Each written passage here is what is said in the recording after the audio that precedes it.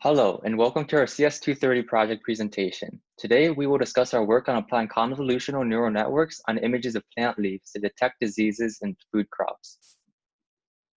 This topic deserves particular attention as early disease detection in agriculture can improve efficiency in crop yields. Every year, around 20 to 30% of food crops are destroyed by disease and pests. Advancements in computer vision and widespread smartphone use make this a realistic problem to solve. Multiple previous implementations already exist in the deep learning community.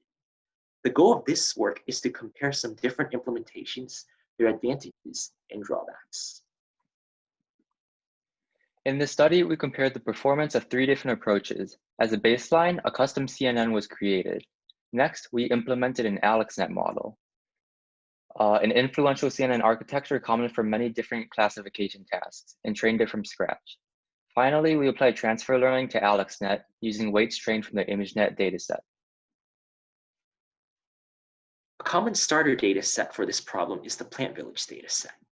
This is the largest open source dataset containing 54,000 images of healthy and diseased examples of 11 different crop species, divided into a total of 38 classes. Each entry is a 256 by 256 pixel cropped image of a plant leaf, available in color, grayscale, and segmented representation. The baseline model consists of 9 total convolution layers with common use of batch normalization and dropout to reduce overfitting. One notable characteristic is the use of a stride of 2 every third convolution layer instead of a max pool layer, and this was because it similarly downsamples the input, but saves on computation time and is also learnable. We augmented the training set through rotation, shearing, and cropping, and used an 80-20 train test split. Training was carried out using an atom optimization over 25 epochs. Our second method involved training AlexNet structure from scratch. The network was trained using the same hyperparameters, dataset, loss function, and optimization method as the baseline. The main difference here is the use of the AlexNet architecture. AlexNet from scratch yielded worse results than the baseline, although this wasn't too surprising given our baseline model was actually fairly deep and had more total learnable parameters than the AlexNet model. The last approach involves using a pre-trained AlexNet model with weights from the ImageNet dataset, and then fine-tuning certain layers to customize the model for plant disease detection.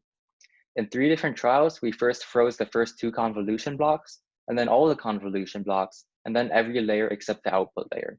In the end, transfer learning yielded the best results with a model with 2 convolution blocks frozen, obtaining a final test accuracy of 98.17%, and it was found that freezing additional layers resulted in marginal decreases in classification accuracy.